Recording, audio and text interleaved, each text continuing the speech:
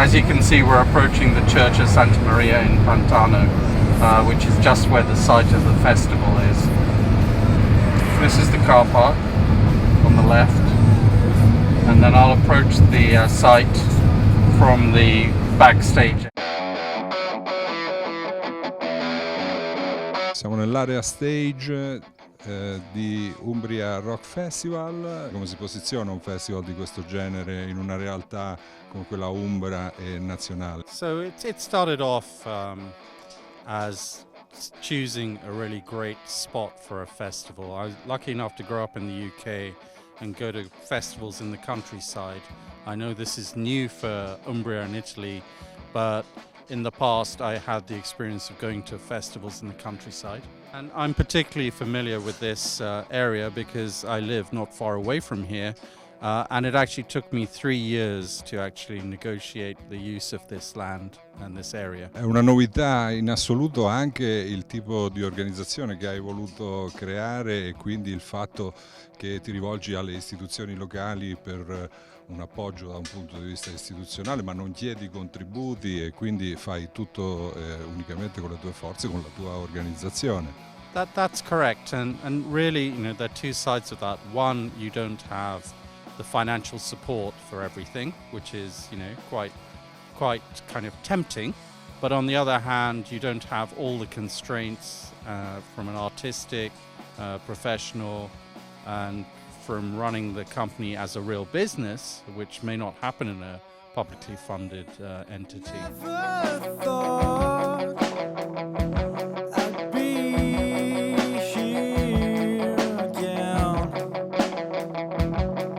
Devo dire qualcosa anche sul cartellone, Yash. Ci sono dei nomi incredibili: Paul Weller, The Charlatans, Curtainers. Sono artisti molto importanti nella scena indie rock. Quanto si sono fidati, oppure sono artisti che hanno creduto anche in questo progetto?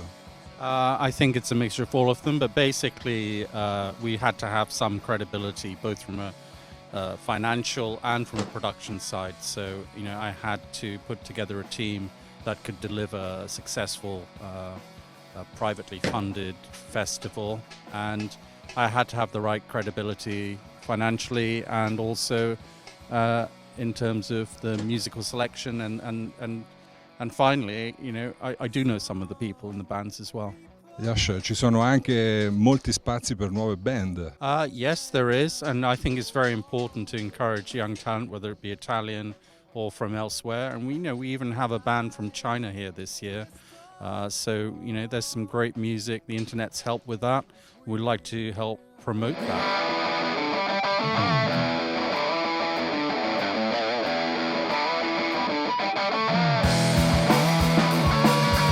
Teaser della manifestazione, ci sono molti colori, sembra un po' che ci sia un richiamo alla Swing in London degli anni 60.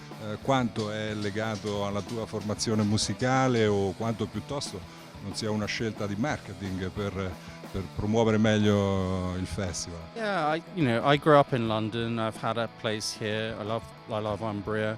I tried to kind of encapsulate the best of British culture and Italian culture, and really the most tangible time in history for that was actually in the 60s or early 70s when we had things like the Italian Job, Antonioni, Fellini, etc.